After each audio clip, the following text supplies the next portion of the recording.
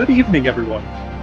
Welcome to VPinHub's Top 10 of 2023.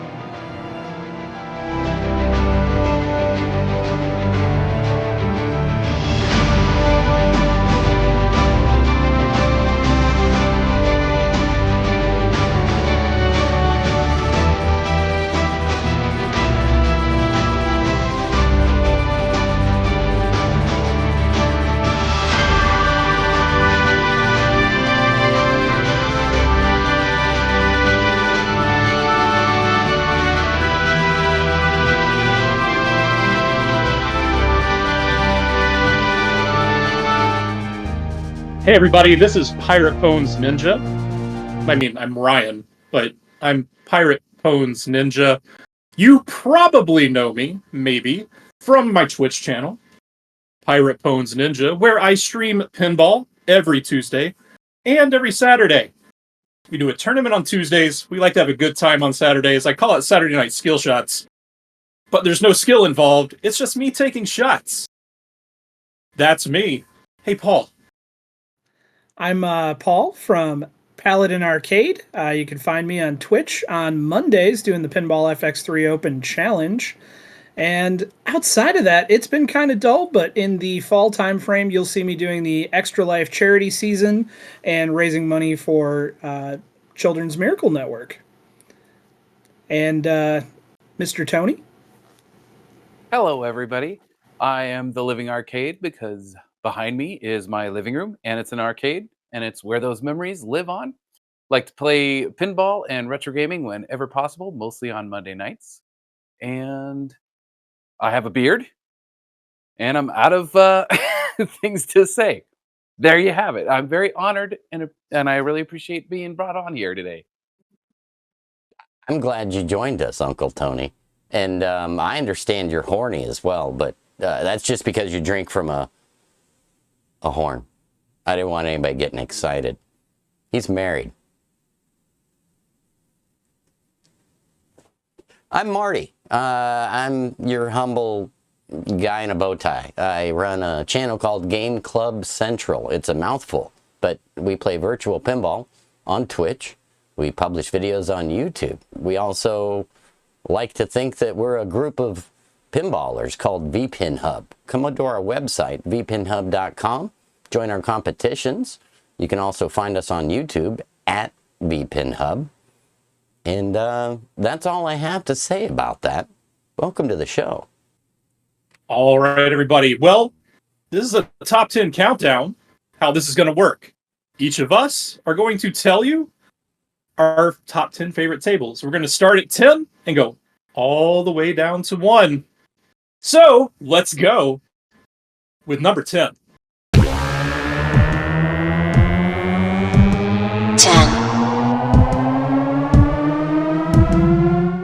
All right, so hey guys, you know what table I enjoy playing that came out in 2023 to let off a little steam?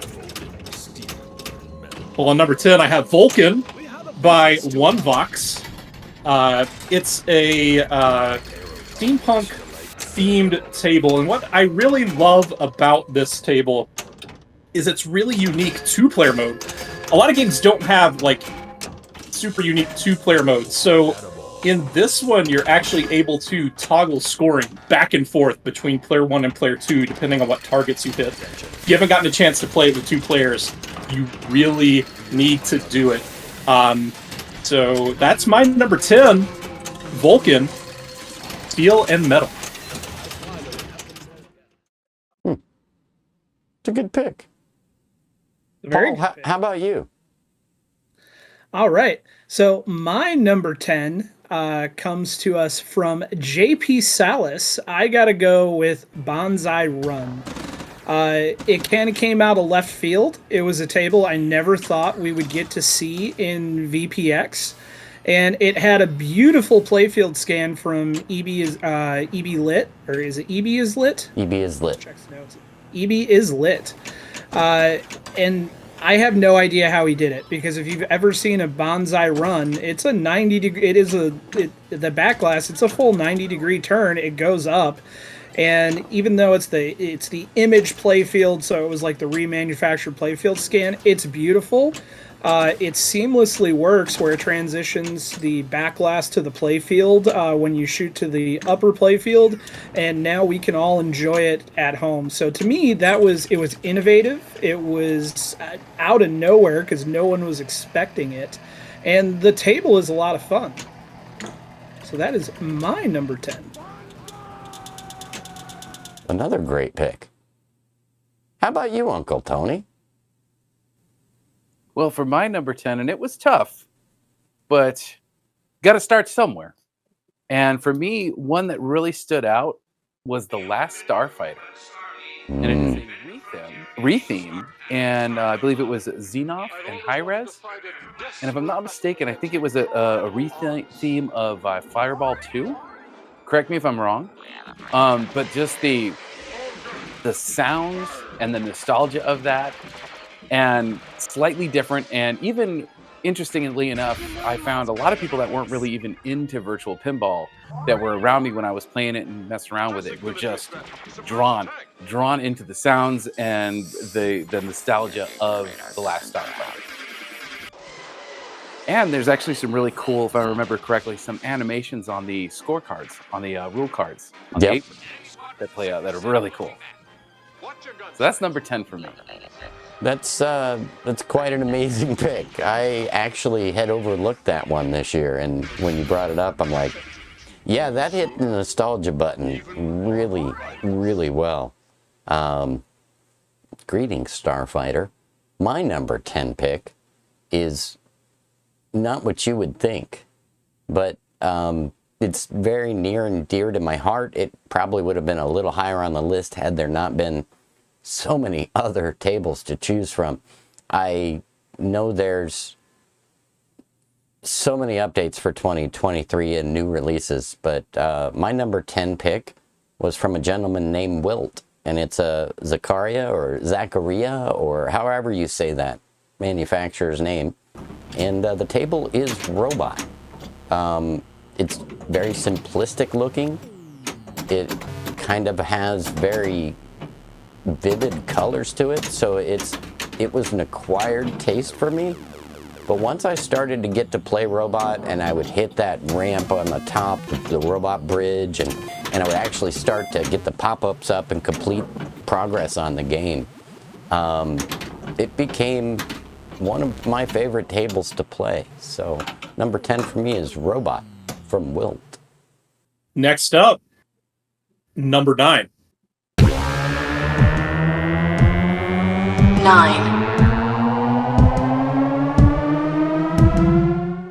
All right, everybody. My number 9 table for 2023 is Beavis and Butthead.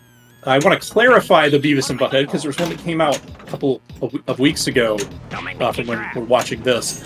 It's not that one. This is Beavis and Butthead's Pinball Stupidity by Chug. I'm not going to try to... He just goes by Chug now. I'm not going to try to say the full name. It's a fantastic tribute to Beavis and Butthead in a nearly original table. He took his Chrono Trigger table that he did, which was on my list last year, stripped everything out of it, put a lot of new into it to create something that really feels like it belongs as part of the Beavis and Butthead universe? I don't know if there's a Beavis and Butthead universe. Want to particularly call out the really interesting lower playfield that happens where you have all these balls that are dropping down and you're trying to get everything lit up. It's a lot of fun. That's my number 9. All right. Number 9. So my number 9 is also a JP Salas table, and I got to give it up to the Playboy 35th anniversary Data East. That was another table that I was not expecting. Pancake did the plastic scans. High Res took tons of pictures of the actual table. JP Salas did 2 editions of it. There's the Marilyn Monroe and then the standard 35th anniversary. There's out of the 3 Playboy tables, I don't know why this one is one of my favorites. There's a lot of shortcomings with the code from Data East on the table itself, not the recreation of it. Like there's some gameplay issues, but it's not from a VP perspective, it's the actual table itself. But the recreation, the nostalgia, and the art is just absolutely amazing. And I feel like it was the classier Playboy. The Stern Playboy kind of went into that edgy truck stop style Playboy of the mid 90s, whereas the 35th anniversary kind of had that the mansion glory years version of Playboy, where it was more, it was, I don't want to say romanticized because it's still pretty scuzzy, but I'll take it. But that's why that table hit me in the feels. It reminds me of my, grandfather's attic as a child, and it was a beautiful recreation. And that's my number 9, Playboy, Data East. You only read it for the articles, though, or play it for the articles. Yeah, we'll go with that. Remember, always flip back to front. You'll get to the centerfold faster.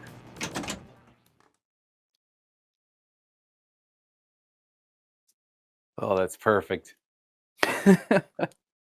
So for me, my number 9 is Inhabiting Mars from the mad genius of Joe Picasso. And it is a throwback to that disaster piece, Orbiter 1, if you know that one.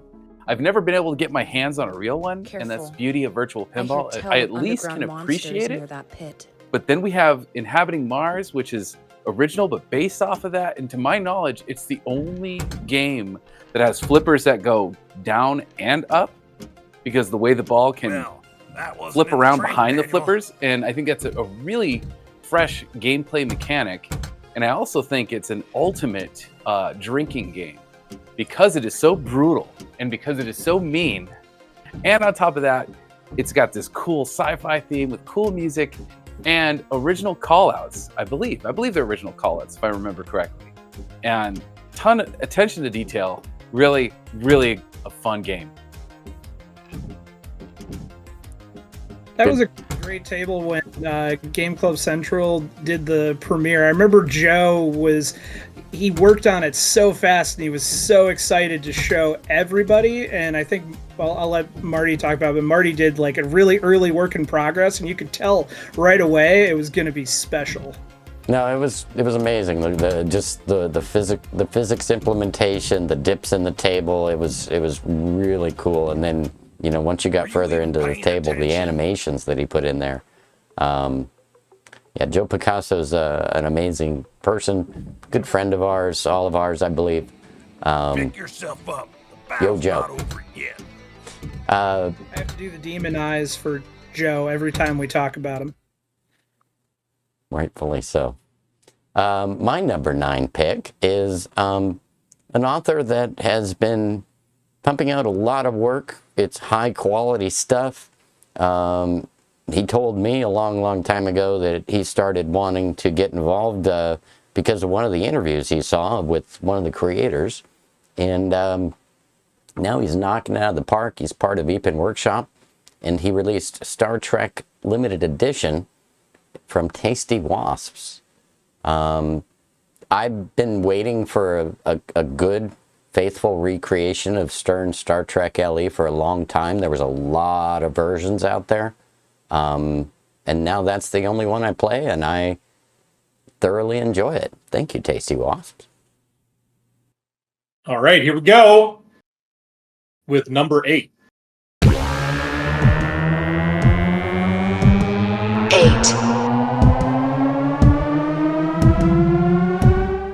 My number 8 table for 2023 is Circus Voltaire by VPin Workshop, led by Agent. There's a lot of people in VPin Workshop that help with a lot of tables, so if I only name the lead, know that everybody that worked on this. You're greatly appreciated. Circus Voltaire is a table that I love playing the physical version of. The theme is really fun. It's well integrated. I went ad nauseum talking about that last year. I'm going to try not to this year. But everybody download this and have fun bashing the Ringmaster because it's a good time. All right, my number 8 also comes to us from Tasty Wasps. I have to go with Gilligan's Island. I played that table heavily through the Extra Life charity season. It dropped just in time, and I was so excited and so ready for it because a little birdie had told me it was coming, but I hadn't seen it prior to the release, and I went a little crazy. In fact, on my 24-hour stream for Extra Life Day, I actually did a whole dedicated 3-hour tour where we actually played Gilligan's Island for 3 hours. And that was a little extreme. I regret that. But we did it. It was a thing. It turned out well. I believe it was based on the Rothbauer version that was previously released. NFOSI Roth Physics. Beautiful update. Thank you, Tasty Wasps. Number 8 for me is Total Nuclear Annihilation. It is such a cool game, and to the best of my knowledge, I believe it's the only virtual pin that was actually co-created with the original table designer, which I love that. And the other cool thing about it is that it's built in a way that you can still support the original creator, being all the original music created by Scott Denisi. You can purchase that music in order to create, to complete the whole table and actually play the full game. So it's a virtual pin that's made with love, but it also supports the original artist and the IP holders at the same time. And it is brutally difficult, but it has the co-op modes, and it is just a slamming fun 80s throwback time. I don't know how else to describe it. No, you hit it good, and then the integration with Scorbit too is pretty darn cool. Great pick. And Scott Denisi, to my knowledge, supplied the assets and helped with some of the feedback and guidance for VPin Workshop. So an amazing collaboration and recreation. Well, my number 8 pick is something that frankly blew me away because I didn't think it could get any better, but they changed things, and well, it felt new enough to me and just right. And my number 8 pick, it is Cuphead Pro, the Pup Perdition Edition. This was from Maui Punter. He took a table from, well, many people. Scotticus board. So many people have been involved in Cuphead. Scotticus actually has a homebrew that he built that this is based on. So I have a personal attachment to the Cuphead table, but that pup and the difference in the gameplay that was added really changed the table for me and made me enjoy it all over again. So my number 8 pick is Cuphead Pro Pup Perdition Edition. Question: big flippers or tiny flippers? I prefer the tiny flippers because I like the challenge. Same. I like that they gave the option, but after playing the original as it was intended with the tiny, changing it it felt weird. But I like the option. It feels like I'm cheating, so I gotta agree with the short flippers, and thank you, Marty, for telling me about the short flippers because I missed that originally. Yeah, it's in the script. Paul told you actually. I was just following up from him. He's the smart one. Definitely for me, even though it made it much more difficult, but it just felt right. Number 7.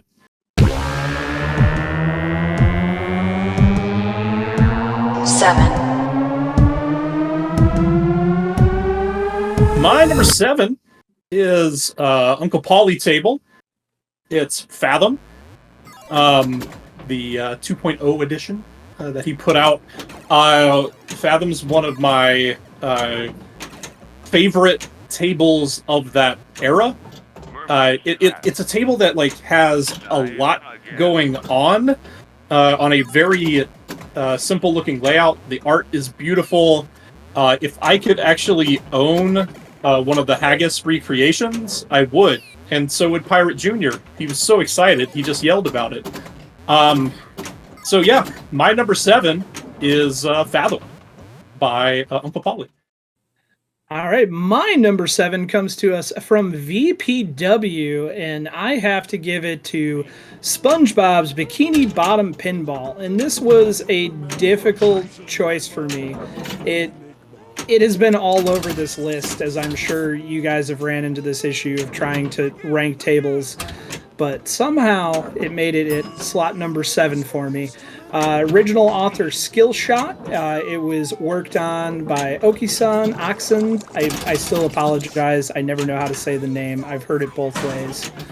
My favorite note on it, on the release, is they had Flux on there, and it says, "Whatever Flux did." And that has always stuck with me. If you've ever watched some of the VPW release notes when they put out a table, there's always some great, I don't know if one-liner is the correct word, but that's my favorite. Whatever Flux did. But I knew nothing about SpongeBob when that table came out. In fact, Marty and Ryan have both laughed at me and made references, and it goes over my head because SpongeBob became popular at a time when I wasn't really watching cartoons. It wasn't my era, and my kids are younger, so it wasn't really theirs either. So to me, that tells you how great of a table it is for me to grab onto that and play probably 100 hours on it. For the sake of, I just enjoy the table and the art and the humor, and it looks beautiful, even when I know nothing of the source material. So that's my number 7. So my number 7, the one that's got me really mainlining those member berries, is Thundercats. I absolutely love that game. It is just so cool and gets that nostalgic feeling again, and the animation and the clips and the sounds. If you know, you know. I have no other way to describe it. Just when you hear those sounds and you see the artwork and the themes and everything, it just gets me pumped. It is such a blast. That's my number 7. Being from Vegas, do you automatically get Sight Beyond Sight, or is that still an add-on? Yeah, you got to pay extra for that. Thundercats. Oh! That's in Pahrump, by the way. Ladies and gentlemen, boys and girls, for the first time during this evening's show, somebody has nailed my number 7 pick, and that forces me to change my hand. My number 7 pick was originally from an author that burst onto the scene and took the information Beepin Workshop, JP Salas, Scotty Wick, and others put out there and absorbed it himself. And, you know, he acclimated into the board collective and created Thundercats Pinball. So thanks, Tony, for taking my number 7. But Merlin RTP deserves your attention. If you're not aware, he later worked with Herbski on Darkest Dungeon. He went back to Thundercats. If you got it at release and you thought it was awesome, go back. He integrated Scorbit and N-Fozzie physics. Thundercats is simply amazing. But since number 7 was taken, I'm going to shift gears slightly, and my number 7 pick, I know we're hearing about this group a lot tonight, but VPin Workshop's No Fear, Dangerous Sports. The reason I picked this table, well, it had some incredible collaborators on it. The Six Toe had a lot to do with it. I think Flux, whatever he did, I don't know. But long story short, that was the first time that my friend Paladin Arcade, you might know him, he's over here next to me, showed me how to use a scanner and scan a playfield, and together, him and I were able to contribute to virtual pinball. So for the selfish reason that is, Yay, we did it, Paul! I'm picking No Fear Dangerous Sports. It's also an incredibly fun table to play. That skull will talk back to you and smack talk you, and I just love it. I had never gotten to really get into that table, and it grabbed my heart and ran away with it, and I'm glad to have learned a new skill there too. So my number 7 pick is No Fear. You have to tell a little bit more of the story, like how we scanned it in the back of a barn on top of a joust with a piece of cardboard on top of it. That's true, and I rescanned it. We screwed up the first scan. Yep. One of the pages was a little off, so we couldn't merge it together right. Laserlos helped us out. Todd over at, Trent over at TNT Amusements, where the barn is, was gracious enough to loan us his joust table to use as a scanning flatbed. And yeah, thanks, Paul. I'd kind of forgotten to leave that detail in there. Oh yeah, we had like a 30-minute window, and I flubbed it up the first time because we were in a hurry, because we were trying to move out so that they could use the space for something else, and then we got home and realized I had screwed it up. So thankfully, Marty was able to go back and save that playfield scan. It was fun, and I'm glad they had the playfield. We're looking forward to more playfield scanning. So trying to pick up new skills all the time. You should do the same. It's fun. Number 6.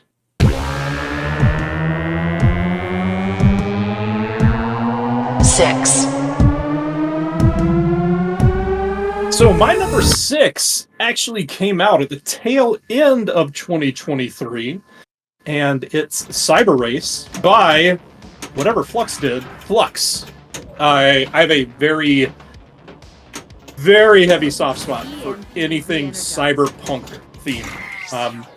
So the chances of me falling in love with the table aesthetically were like 100%. It also helps that the game feels great. Is it super difficult? It is, but it's a lot of fun. It has that I'm getting really angry, but I need to play this again because I know I can do better feel. And I just connected with it and put a ton of time in it, even though it came out right toward the end of the year. So my number 6, Cyber Race. All right, my number 6 it's a hybrid. I'm going with Siggy's mod of Tasty Wasp's X-Files, otherwise known as the super sexy green mod of X-Files. X-Files is a awesome game from Sega. I always want to say Data East because, when you think about it, Data East, it's all the same company. They just kept changing hands. It's same building. But what I love about that table is the artwork on the X-Files table never did it for me. It always felt like it matched the theme because it looked like Mulder's office, filing cabinet, the whole shebang. But Siggy's art mod of that table just kind of elevated it, made it felt more modern, and kind of, I feel like was a better tribute to the X-Files. So my number 6 is going to be Siggy's mod of X-Files from Siggy, Green Hint, Tasty Wasps, based on the original Slider Point table. My number 6 would be Megadeth, also from the mad genius of Joe Picasso. And I don't even know how to describe it. It is just rocking. It is a table that should have existed. And it's got this really mean disc spinning in the playfield that we nicknamed the FU disc. And there's a really cool mini game that is, I have no idea how the Ayatollah of Rock pulled that off, but to have a mini game that pops on the back glass and it's like Guitar Hero, but with the flippers. It is just the perfect homage, the perfect love story to any Megadeth fan. It's just absolutely gorgeous. And of course, the Pup Pack by Team Tuga. Beautiful, fun. And if anybody's watching this, one of Joe Picasso's dreams is to get a photo or footage of Dave Mustaine actually playing his pin. So if he's out there, if you're out there, anybody's out there, we got to make that happen for him. It would be really amazing. Dave, we need you, man. Step up. You guys are slinging some great tables here. I appreciate all the time and energy you three put into this. Thank you. My number 6 pick, I approach things a little differently. I look at what I played through the year, but the other thing I look at is the labor and the love that goes into a table. You can feel it with a lot of authors, but occasionally I'll get approached by a new author that is so excited and so energized and eager to learn and does a really good job, and then they get with others and learn how to do more things. And the gentleman I'm talking about tonight is Robbie Kingpin. I was fortunate to meet him last year, and his release of Transformers Pro really got me liking Transformers. I'd never really looked at the pin as much as I love Transformers. The property, the original movie from Michael Bay as a pin didn't really entice me that much. But thanks to the work that Robbie put into it and the time I spent with him learning how much he was doing and how much he loved what he was doing, I really wanted to make sure that I put one of his tables on here, and Transformers Pro was that for me. So that's my number 6 pick. Number 5. 5. Well, my number 5 has already been mentioned, but I'm going to mention it as my number 5. It's Total Nuclear Annihilation, or Nuclear Annihilation, however you want to say it. It's fine. By VPin Workshop. We talked about the table a lot already. It's awesome that Scott Denisi was willing, more than happy to help out on it. That's super cool. It is, again, a cyberpunk theme. I was going to fall in love with it. I played the real table a bunch, and the virtual pin, like, it feels almost identical. It feels great, and tough, just super, super tough. I have made it through 6 reactors. That's the furthest I've ever gotten. So, great table. Screenshot. I'll have to. Love it. Absolutely love it. All right. I need the Demon Eyes for my number 5. Any guesses who the author of this table is? Satan. Joe Tuga Picasso? You're both right. In fact, I'm not gonna go with the Demon Eyes this time. I think we're gonna go with the Fire Eyes, because this table is from the pits of hell. My number 5, The Exorcist from Joe Picasso and Remdois. Table is absolutely beautiful. The colors, the artwork, the animations, the fact that they put it together in less than 30 days and got it out by Halloween. It's all fireballs for me. This table is amazing. If I remember right, you did the premiere for that table too. How was that experience for you? Little bit nerve-wracking, because I had done premieres before, but that was like my first premiere on a big table that I knew was going to get a lot of views. So I worked tirelessly to make sure that it looked great. And if anybody remembers that premiere, I choked and I couldn't play the game. So I was one of the primary testers on that table, and I had probably hours of video of me getting to the wizard mode, getting the main multi-ball, doing everything. And in a 55-minute stream, with the last 3 minutes is when I finally got the Exorcist multi-ball. And it was a little bit embarrassing. I think the point is to make the You know when your mouth opens too far, you're spitting fireballs at me. Wow, it's flammable around here, man.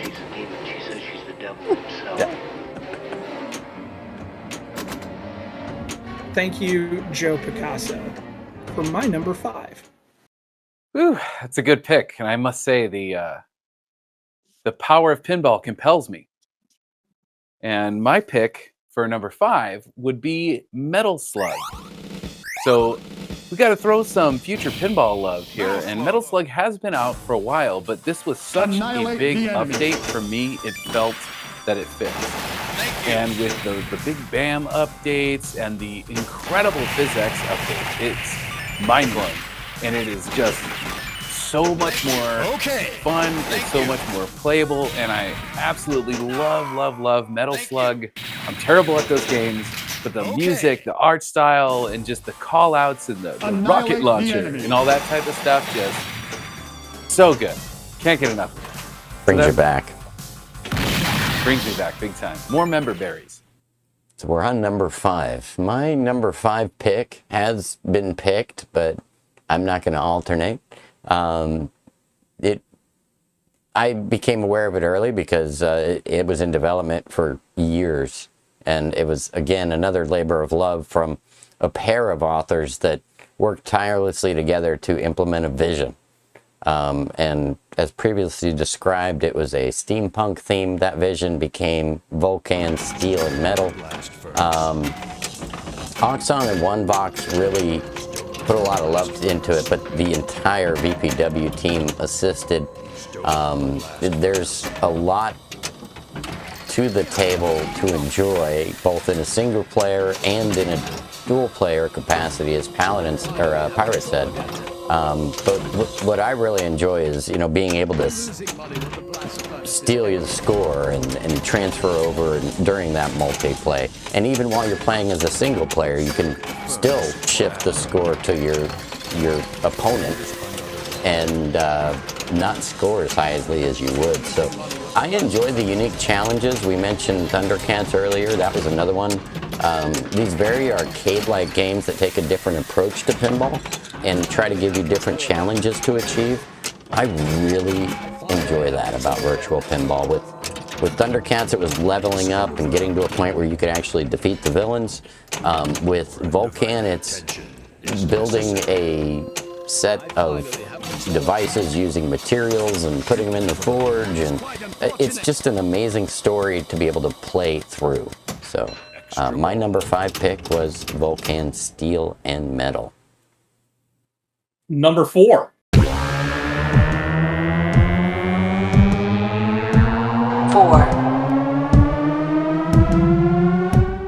For my number 4, I need to move a little to the left, because it's Big Bang Bar from VPW.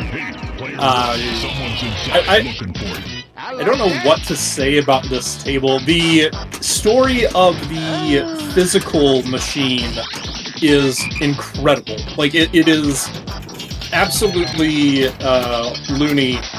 There's a great article out there on it. If you haven't read it, I will find it. I will post it in the VPinHub Discord. You need to go read it, because it's an incredible story, and it is such an amazing recreation of a table that there's just not many of them out there.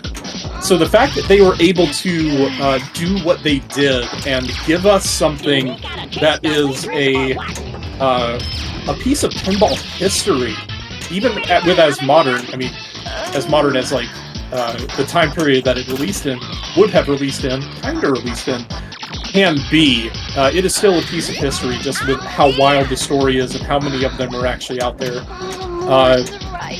And that's something that, we don't... We love virtual pinball because it feels great to play, all these amazing creators, we get to celebrate them doing things like this. But the aspect of, like, their tables are disappearing. They're getting harder to maintenance. You can't get parts for certain things anymore. You have to, kind of flub stuff, or you go to the Pinball Museum in Vegas, and you get to see a lot, but there's a lot that doesn't work. I've never seen a Big Bang Bar in the wild, and I've gotten to play one because of VPW. So that's my number 4. It's also worth noting that one of the things I loved about that table is that was the height of the 64-bit transition. So that was the table we all wanted to play, that we got over our nervousness and our that was the cookie that made us want to move to 64-bit, and I think the community as a whole has gotten, or is much better off for it. And it was great that was the first big foray into it. Certainly was a foray. Some people still aren't upgraded, but hey, we provided a tutorial if you're having trouble. There's also updates to Pinup Popper if you don't have 64-bit and you do want to play games like Big Bang Bar. We're here to help you, so just reach out, guys. All right, my number 4, continuing the trend of the future pinball love started by Uncle Tony. I got to give my number 4 to Blade Runner Replicant Edition. Blade Runner is one of my favorite movies. I loved the original slam tilt table. I've talked about this before, but the condensed version is my first intro into virtual pinball. Was not FX like it was for a lot of people in our community. I actually started with Future Pinball because I saw a picture, and it wasn't Reddit. It might have been 4chan. It was some, could have been Tumblr. I can't remember, but I saw a picture of the Blade Runner slam tilt table, and then I found some YouTube videos, and I came across Jaws, Blade Runner, RoboCop, and that's what brought me into playing virtual pinball. So I started with Future Pinball. I will always have love for it. And with Terry Red's PhysX updates and all the work that has gone into it for the past year, there's a lot of amazing tables coming out. But there was an escape in the Outworld colonies 2 weeks ago.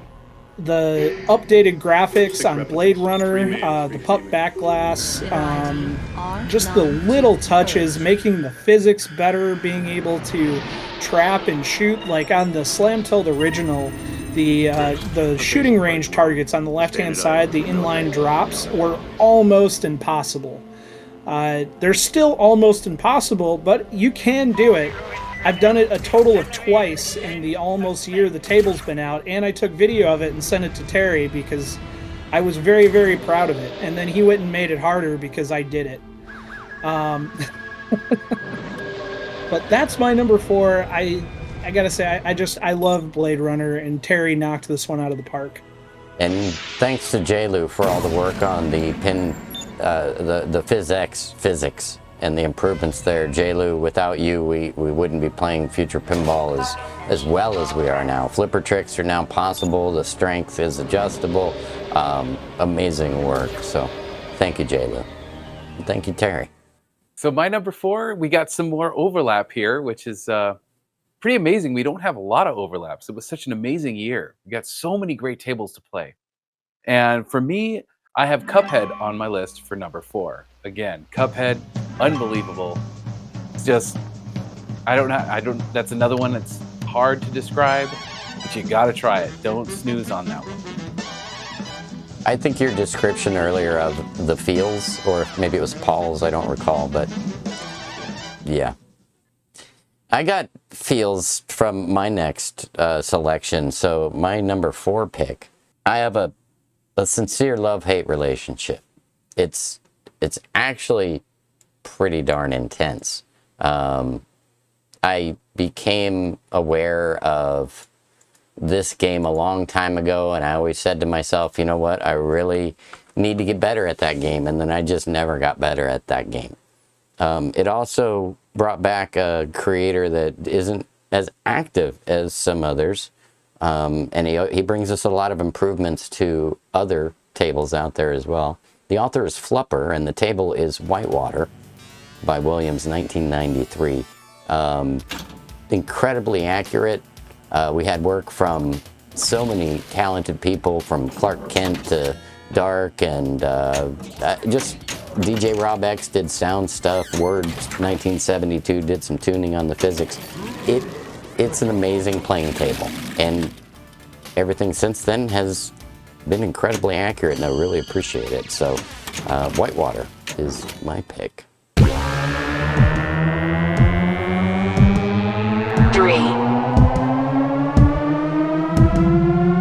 For not having in my top 100 for top 100, top 10 for 2022, because because it came out on December 31st. So like the amount of time to play it, just wasn't a lot. Anyway, I said that it would definitely be up for consideration for my 2023, and it was, and it's my number 3. It's Iron Maiden, Legacy of the Beast from VPin Workshop. If you haven't had a chance to download and play this table, so many people worked on it, put a lot of effort into faithfully recreating very, very, very complex code. The full pup pack is what you would see when you go play the machine at an arcade. Like, it's amazing, feels amazing. Everybody that touched it did such good work. Number 3, Iron Maiden, Legacy of the Beast. All right, my number 3 coming to us from VPW also, another Sega table. I'm noticing a theme for myself this year, and I don't know why. Project lead was Tasty Wasps, another theme that is common in my themes this year, but I gotta give it to Godzilla 1998. If you ask me, this is the table that the Blender toolkit was invented for. It looks amazing. The models look amazing.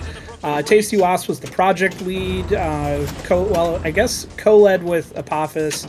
Tomate did graphics modeling, 6-toe, full table build, VR support, Ayaki scripting.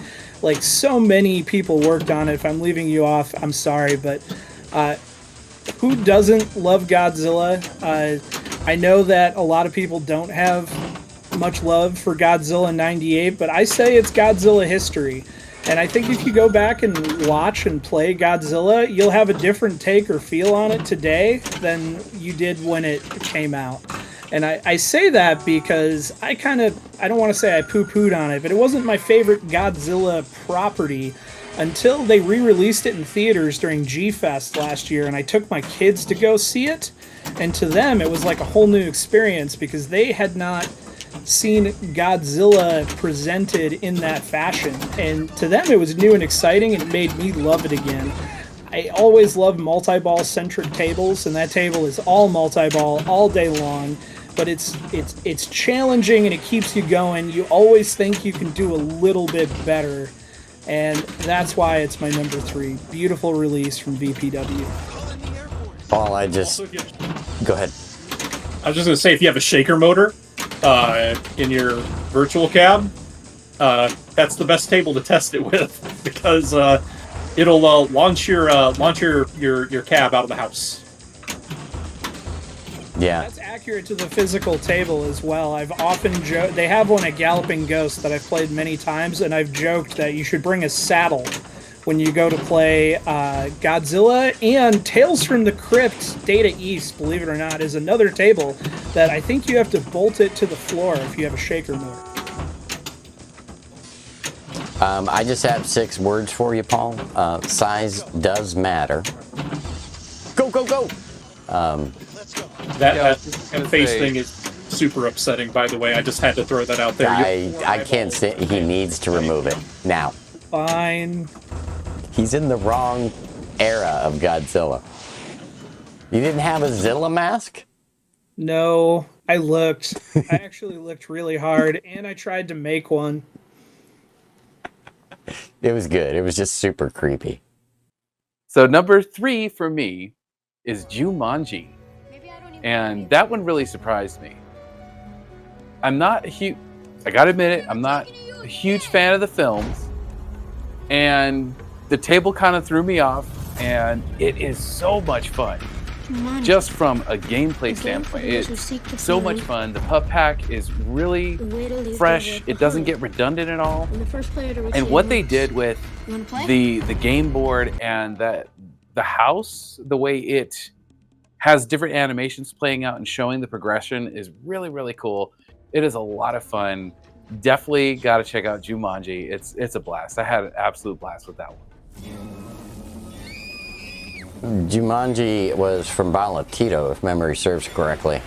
Yes, And much like you, Tony, I actually worked with Balatito a little ahead of time, and we did a little release thing for, and much like you, I was surprised as hell. I went back. I did enjoy the movies as a kid, but I went back and I was making a trailer, watching those clips, and putting stuff from his table in there, and it was just. It blew me away. Like you said, I didn't get bored. I really thought I would get bored quickly with the table, but it kept me engaged, and it was a lot of fun. Good pick. My number 3 pick has been selected already, but it definitely was in my top 3. We all play it around here because it's not only a great theme, but it plays really fun.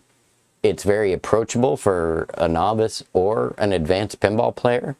And it's from VPin Workshop. I'm sure you're sick of hearing their name, but they do good work. And they released SpongeBob's Bikini Bottom pinball. And we love it. But I am a goofy goober, as evidenced by my bow tie. Yeah! That's my number 3 pick.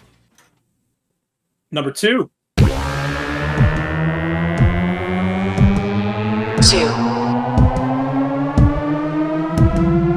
We're almost there. We're so close. All right. My number 2 is one that was also released toward the end of the year. And it's one that a lot of us, we got to see being brought to life over stream.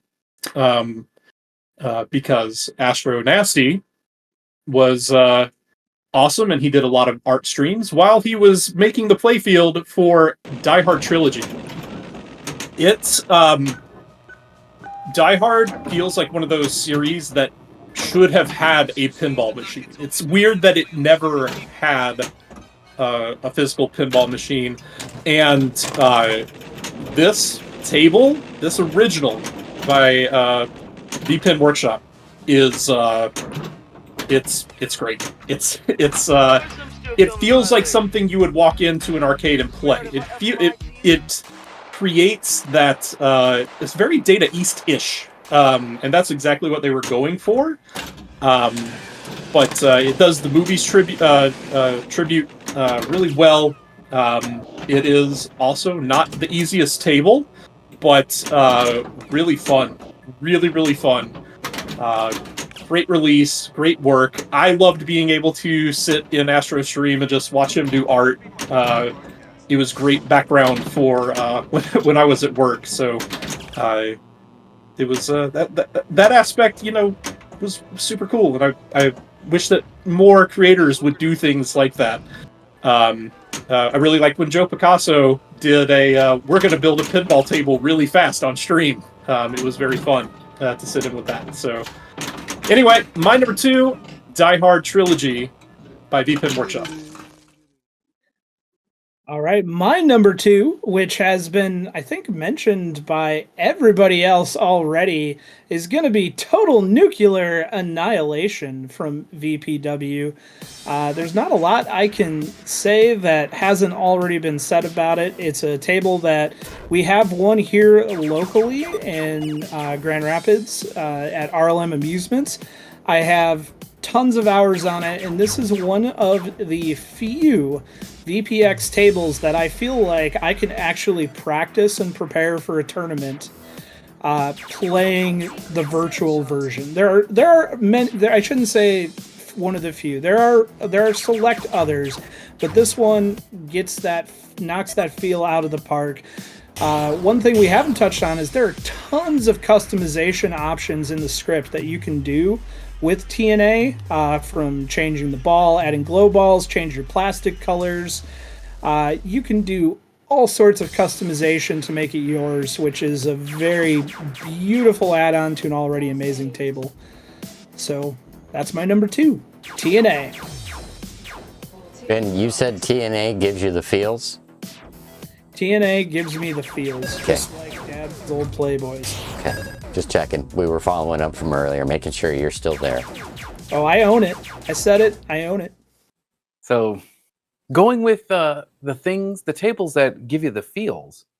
So for me, for my number 2 is a table that is not for the squeamish. It is not for those that don't like a lot of green. And for me, it is the Reanimator. That one surprised me as well. The pup pack is just absolutely brutal. And it's a throwback to those films, and those are films that not for everybody, not necessarily highbrow art films, if you will, but those are films that you're never going to see those again. You're never going to see films made like that ever again. And the artwork is beautiful, the music is really intense, and there is just, again, something about it for me that I just really enjoy, and it just has such a cool look to it. It's a lot of fun for me. Go stand guard. Reanimator. Have you successfully edited the pup pack to be able to stream it? I'm close. That is when I am censored. And pup pack authors, you know, we all stream your content live. If you want your pup packs to be shown, give us an R-rated version that doesn't have nudity or complete, you know, disregard for human flesh. I don't know how to word that, but give us an option, because we'd love your stuff and we're playing it privately, but I'd very much like to show others your material in a toned down fashion with less nipples, whenever possible. If you need help, reach out. I'll send you to Hawkeyes. I know it would make extra work, but I would love it if they could have an additional batch script that would just pull those clips. Heck yeah. Well, there is a few out there that have a mode for streamers. Is it Hawkeyes that did that, Paladin, or? Yes, Hawkeyes did it with a handful of tables. He also, in the ones he didn't do it with, he usually put in the release notes, hey, this does contain nudity. If you don't want those clips, remove these files or folders. And for Barbed Wire is the one that comes to mind that had the automatic PG to R-rated version, my 12-year-old's favorite table. Yep. So, we love your stuff. Give us more. And I just wanted to say one last thing for Tony's pick. That's a cult classic movie.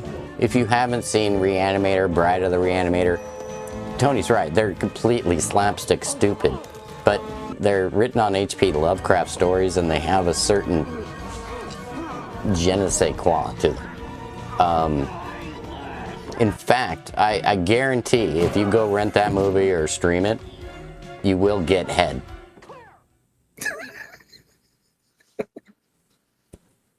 My number 2 pick this evening is a VPW modification. It's a table that is super near and dear to my heart for many reasons. My wife and I are complete geeks of this property. We took our honeymoon based off of a location around this theme. But it's VPin Workshop's Star Trek The Next Generation. I love the table, and I can pull off the Picard maneuver, so it feels really good to play. It's fairly accurate to the regular table, and I really enjoy it. So thank you so much to VPin Workshop for giving me one of my childhood joys, and my wife likes playing it too.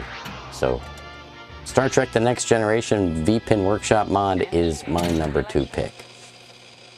I challenge all the other streamers. Mr. Pendragon, Arthur Pendragon, one of our frequent viewers in all of our streams, challenged me to play that table completing the Riker maneuver, where he had me put my leg up on a stool to mimic the way that Riker sits when he is in command, where he puts his leg up on the armrest and then leans on it.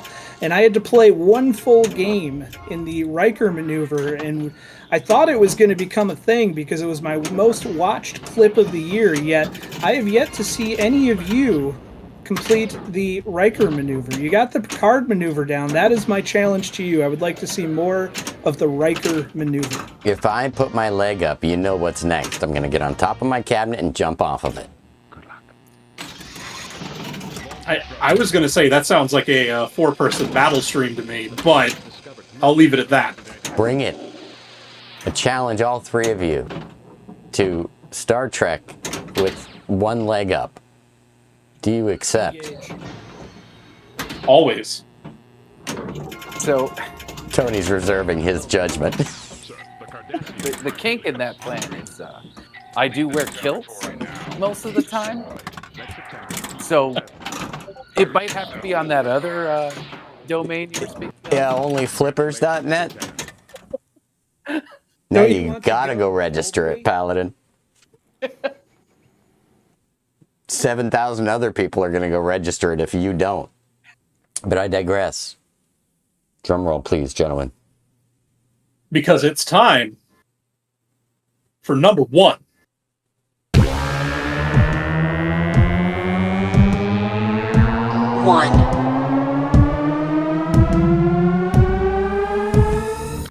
My number one table for 2023 has been mentioned twice already. And it is SpongeBob's Bikini Bottom Pinball. And I was going back and forth, like, what am I putting in? Where does 2, 1 go?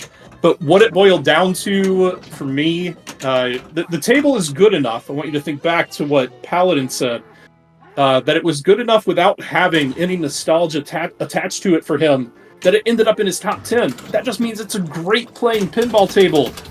For our family, the first movie that we took our now 22-year-old to see in theater was the first SpongeBob movie. So SpongeBob has been a thing in our family for a very long time.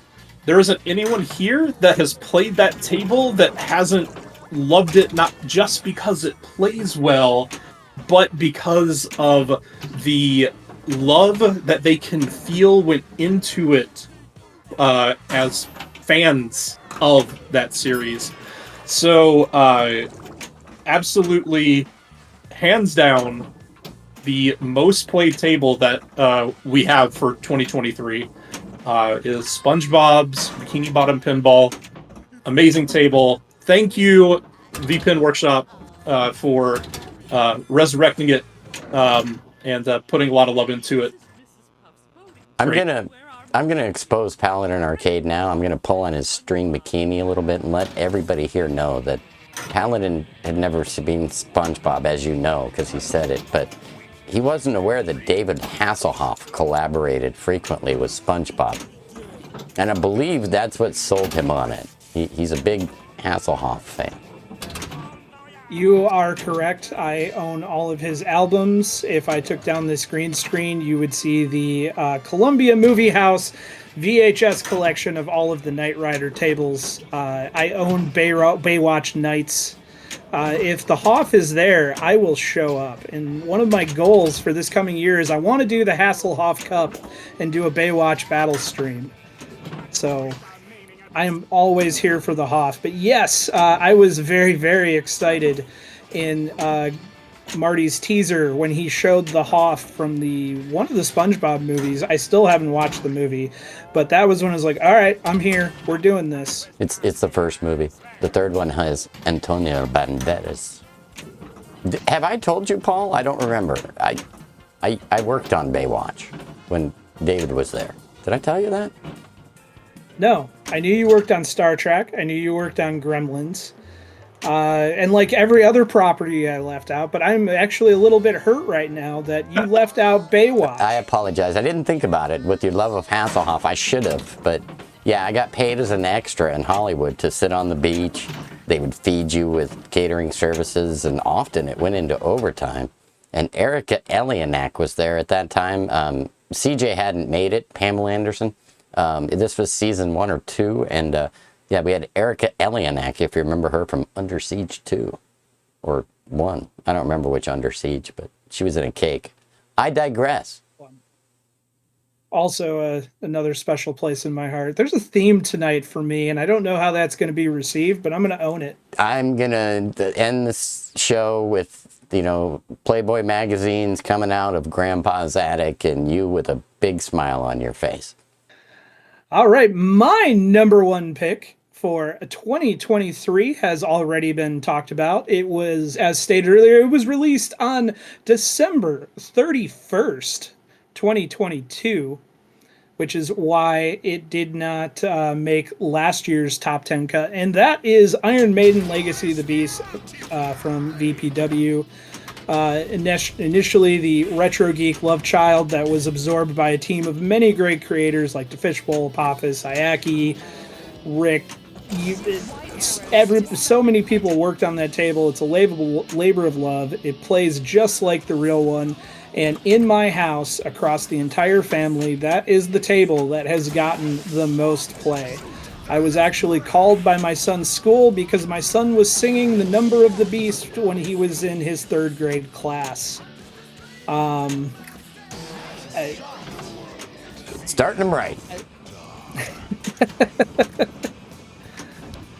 We just love it. We're all Maiden fans, but the table's just fun. So many skill shots, such a deep rule set, and something for everybody. Amazing animations, and it is so faithfully recreated. So that is my number 1, Iron Maiden, Legacy of the Beast. I'm fairly ignorant to the wider picture of pinball, but that table has one of the deepest rule sets I've ever experienced. It's amazingly deep and fun to shoot, and all the different pathways. Such a great table. Man, so many good games. So for me, my number 1 is going to be the Game of Thrones Pup Pack Edition. It is just unbelievable. First of all, the game is amazing. And please forgive me, but it's another one I'm not a big fan of the actual show so much. But the game is an absolute blast. And there's this dragon flying around on the playfield, and the apron animations letting you know all the stuff that's going on. And it feels like you're in the show. And it is such an experience and absolutely beautiful. The Game of Thrones Pup Pack Edition is my number 1. I gotta say, my wife got me into Game of Thrones, and then actually Astro, who we all know a little bit, got me started on the way to being introduced to a woman named Kate, who actually did the voiceover work in the Stern Game of Thrones game. So anytime you hear that announcer saying House Tyrell, that's Kate. We interviewed her. We played some pinball with her. She's a lot of fun, and she plays virtual pinball, actually regularly, weekly regular pinball competitions as well. So, great pick, Tony. Good pup pack, too. Speaking of Astro, come here. I know you're not watching this video, and you probably won't watch for an hour, which is how long it took to get to this point. But I want you to know that I made you my number 1. I know how much love you put in to Die Hard Trilogy. I know all the painstaking effort you went into, and as said earlier so eloquently by my colleague Pirate Bones Ninja, you took a concept. Visually, it's amazing. It's definitely gonna replace Lord of the Rings Valinor Edition on my skateboard, Astro. But beyond that, Hans Gruber he gets me hard, and you really took the trilogy of movies and created an excellent pin. the Data East feel to the table. When I first played it, it reminded me of RoboCop or Terminator 2. It had this, I want to play it feel to it. That ramp felt right. The amazing ingenuity with the magnet system up top. I know you had a lot of help, Astro, but I also know how much of you went into that table. And while I haven't played it a lot on stream, it's my #1 table, man. I really like it. You did an incredible job. So don't say that I left you out, Astro, because you're my favorite. I'm still holding out for the playfield coloring book. If you watched any of Astro's art streams, I would pop into every single one when he was inking the playfield, and I would say, you should make this a coloring book. And we'd joke about it a little bit, and for a while, I thought he was going to do it. Like, I thought I was getting him, but nope, so far there is no diehard coloring book. If he does, if it ever shows up, it's going to be $999.99, because that guy won't do anything less for a K than a K for a K. Just kidding. it's a little rich for my blood, but I might do it to be able to color John McClane and the art that Astro did for that. It'd have to be a whole book, though, Astro, at least 12 pages. I just want to print out of the whole, just a print out of the play field, and I can go through and color it myself, and then hang it on my wall. Yeah, I just wanted to steal it from him. It's Astro. You know, I can't continually say good things about him for longer than 3 minutes, or I will explode. Well, we have 15 seconds left, so quick shout out too. If you're in the Arlington, Virginia area, you should really go check out Astro's new endeavor at Acme Pie Company, where they have a lot of physical pins and run tournaments, and it's pay one price, play all you want. Yeah, great venue. If you are in that area, please check Astro and his partner out. Great place. I've seen some streamers hanging out there too, like Ketchup John Mustard and some others. So it's a fun time. Go by and hang out. So gentlemen, I think we've gotten through. So, you know, we're done. We can go, right? Yeah, it was great. Oh, wait. What's happening, guys? Tony, did you hit that button? Hello, Cleveland! Hello,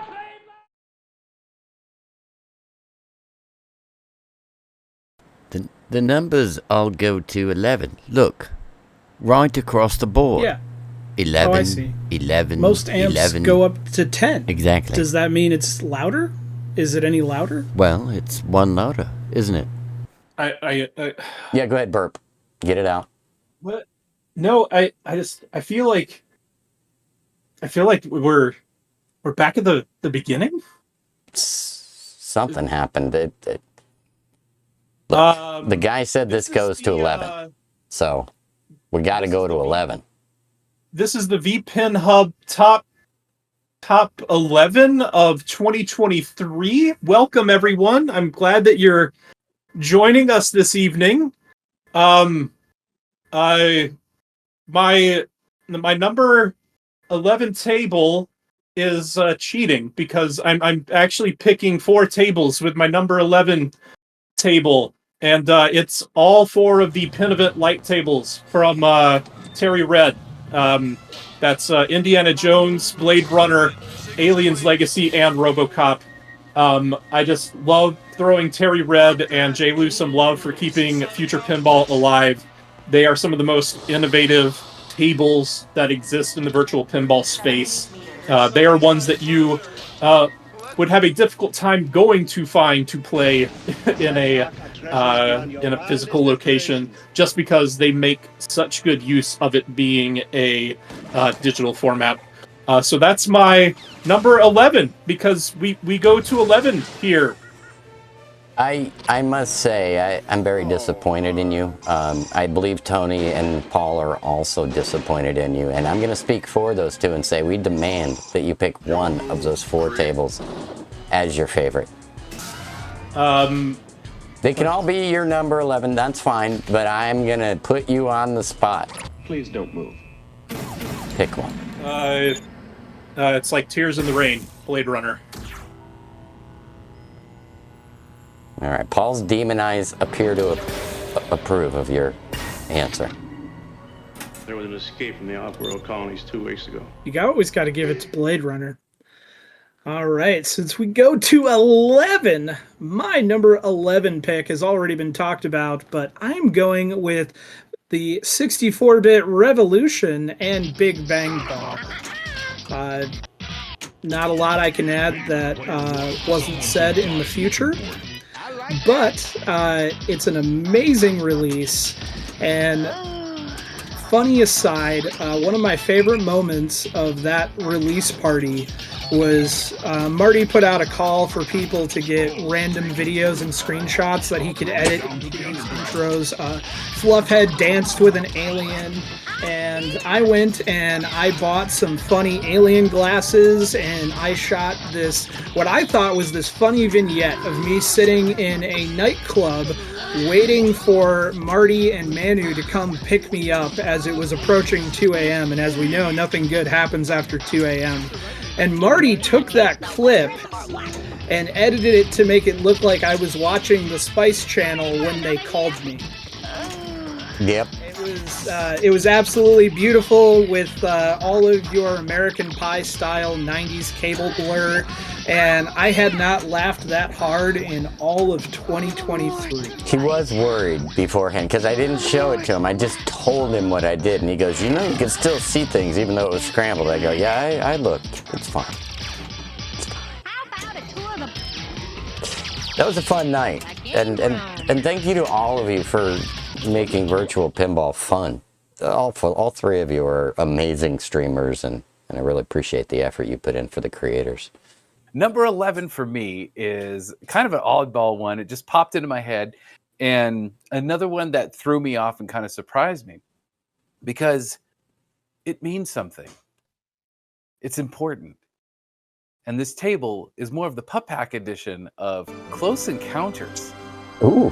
And it was just...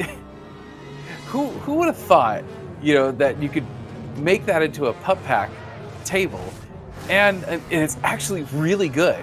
It's actually really enjoyable and fun, and puts a fresh coat of paint on that classic game.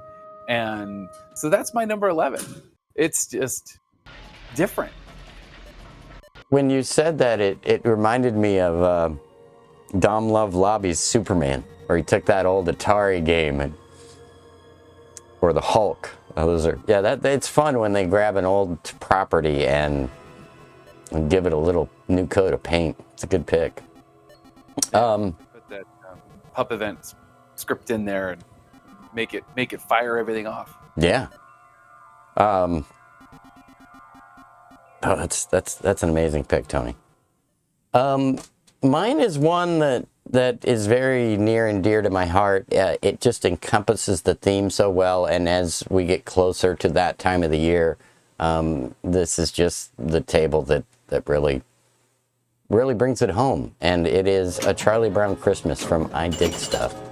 It is just an incredibly fun release, and I'm gonna cop a feel from Paladin and Tony and say it gives me the feels. It just makes me feel warm and fuzzy inside, and I really enjoy it. So number 11 for me is a Charlie Brown Christmas from I Dig Stuff. And it's ironically brutal for how heartwarming the game is. Yeah. I have never sworn so much at Charlie Brown or Snoopy in my entire life than when we picked that as Table of the Week. I was near tears. I was like, come on, I want 500,000. The only thing I could say when you picked it as a tournament table was, you're an asshole. No, it's the joy of picking your tables on Sunday. You get ahead of the crowd. And for those of you that don't know, we do a lot of virtual pinball competition. We play Future Pinball, VPX, Pinball FX, Pinball M, Pinball FX3. We run regular streams here on Twitch. We do events on YouTube that you can just play at home and join on the side. And then we all try to bring you great pinball content too. I want to wrap up tonight, if you gentlemen don't mind, with some honorable mentions that I had that may or may not have already been mentioned tonight, but just to shout these out because they were really hard to pull off my top 10 list. And I'm sure, as some of you know in the community, we're after this show, we're about to launch a community poll, and you'll get a chance to vote on your favorite tables and pup packs and things. And we'll see what you select. But here's some of the tables that didn't actually make my list as much as I wanted them to. Inhabiting Mars from Joe Picasso.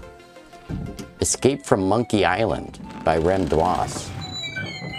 Big Bang Bar from VPin Workshop. Only not on here because I knew everybody else would pick it.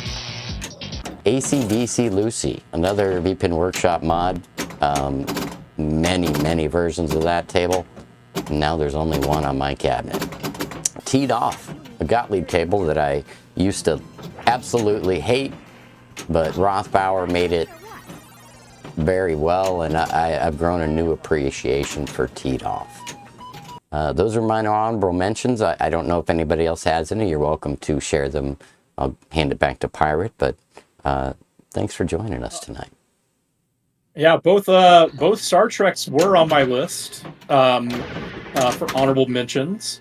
The 4.0 physics releases from JP Salas. There are a lot of tables that I really enjoy from JP Salas. So those got a lot of playtime with the updated physics kit that he has. Gosh, there were so many. There was so much released last year. I hope everyone can appreciate how difficult it was to come up with a top 10. Marty mentioned 20. I had an Excel sheet that had 30 tables on it that I enjoyed playing last year, and just had to pare it down. And I can't pull that sheet up on my phone, but there's just so much content, and this year has already been insane, and we're not that far into it. So really looking forward to what next year looks like too, when we do this. Me too.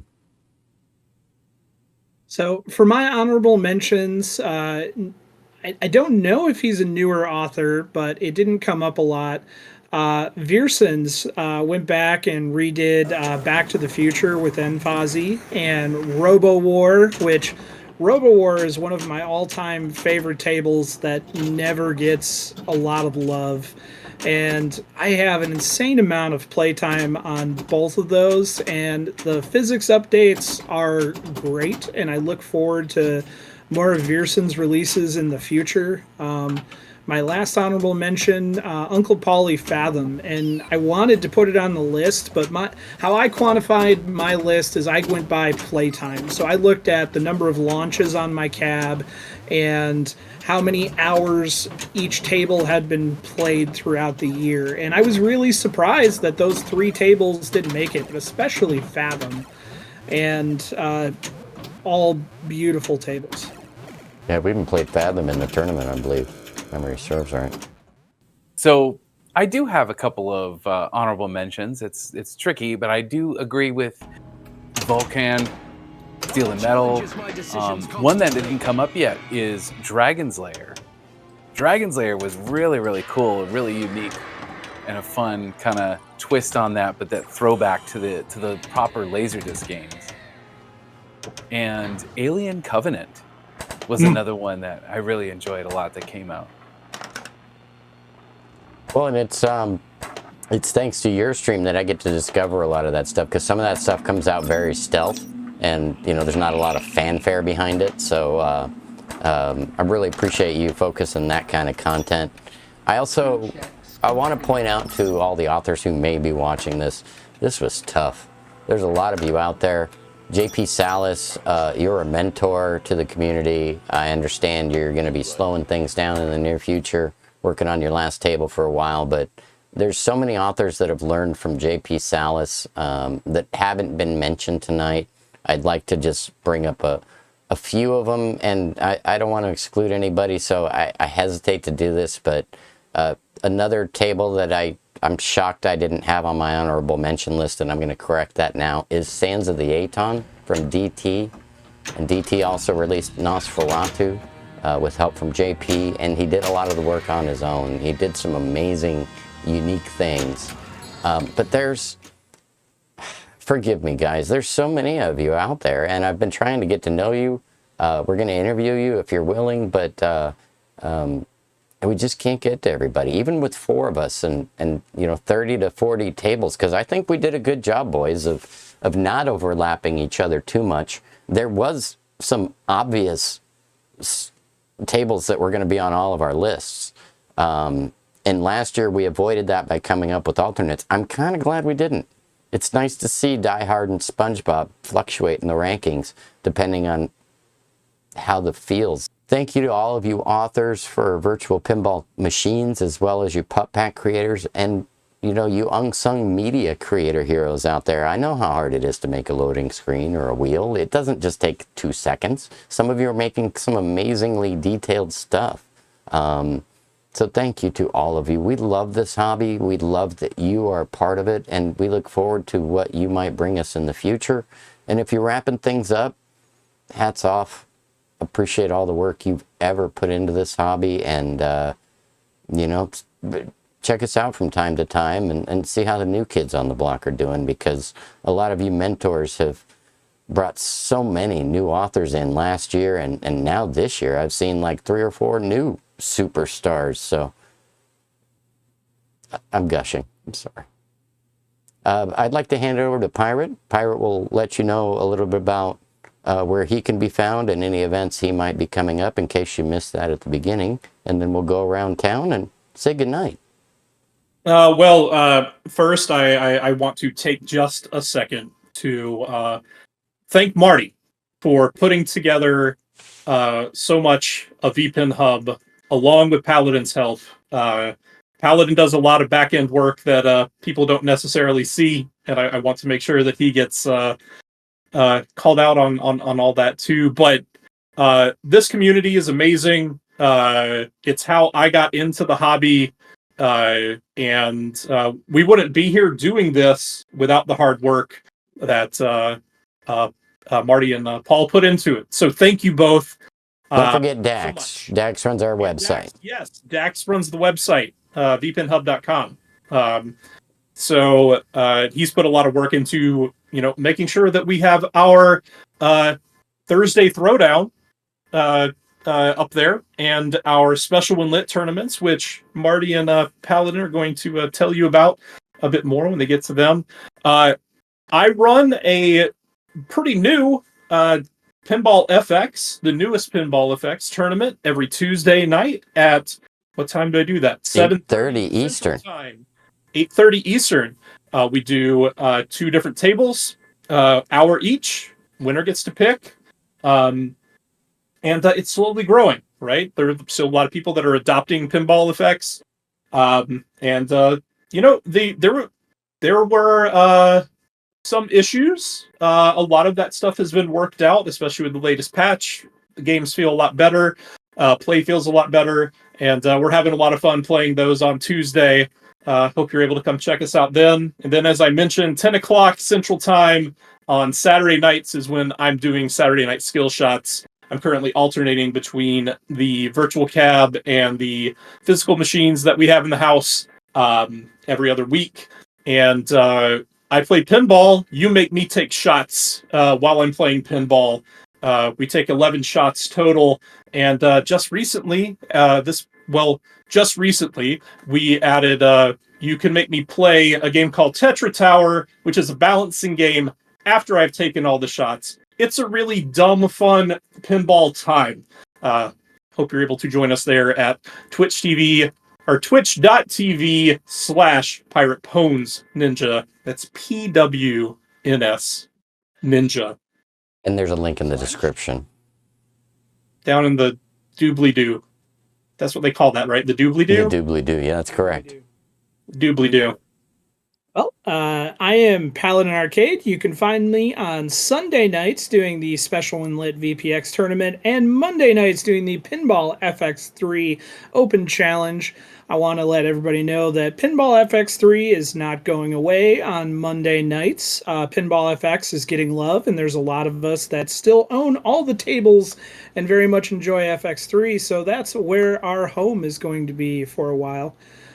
My only final thought is I totally skipped my notes and I forgot my last honorable mention, and I'm embarrassed, so I'm going to do it and extend this out further as everybody's butt clenches because we've been here for so long.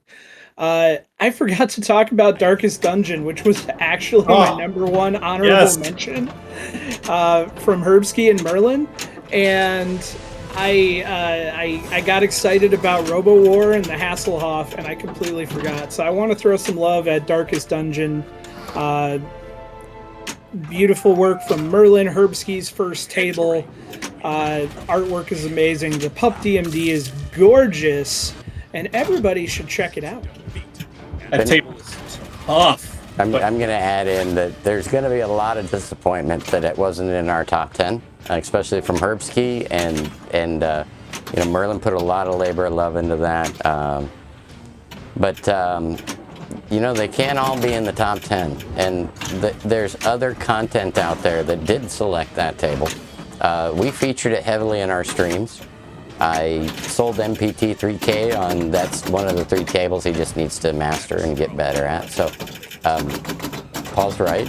We have a lot of faith in Darkest Dungeon.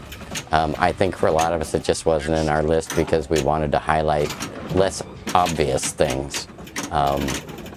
It was really hard with some of those tables, so I'm sorry, I'm going to pass it over to Tony here to tell you about his stream and content. Well, thank you very much for having me, everybody, and for inviting me. And unlike all of you, I am horrible at scheduling and multitasking and life, so I don't have as many really awesome schedule stuff happening on my side of things, but I do stream on Monday nights. You can find me on the Twitch, YouTube, Instagram, TikTok, all under the Living Arcade, and I hope to see you there. Links below for that. And Tony has an incredible YouTube channel, some well-polished shorts. He does a lot of Instagram, so definitely check out the Living Arcade if you're up on Monday nights and you want a good time. Tony will definitely show you a great time. It's a wonderful place to be. So thanks, Tony, for being a part of it tonight with us. My name's Marty, as you know, and if you don't, hi. But yeah, I run Game Club Central, and I'm kind of, I attempt to be the band leader behind VPinHub, which is just a concept to grow pinball together. So we create content around that. Obviously, I have a YouTube presence, and I do unique content there. But for myself, selfishly, I stream on Twitch multiple nights a week. Fairly consistency on these nights, and then random other times. But we stream a weekly Pinball FX and Pinball M tournament that runs all week, so it's not a live thing like Pirates, but you can play at home all week. We do the show at just before Pirates stream on Tuesday nights, and we start up a new table for each week. Wednesday nights, we stole Paladin Arcade's show, and we rinse and repeat that on Wednesday nights at 9 p.m. Eastern. We have an FX3 tournament. Usually average anywhere between 10 to 20 players that you can come hang out with, play some music, play some pinball, and have a good time for a few hours. One table, 2 hours. I'm sorry, one table for each hour, running for 2 hours. Thursday, we run a weekly tournament, much like Special and Lit. That one is called the Thursday Throwdown, 9 p.m. Eastern on Twitch. Again, you have all week to play the table until the following Thursday at 2 p.m. And Friday we do community night. Saturday we do cartoons in the morning and a movie at night. And then we do other mixed streams. I try to highlight the creators' content. And yeah, that's all I have to say. Thanks, boys. I appreciate your time. Say good night. Good night. Good night. Good night.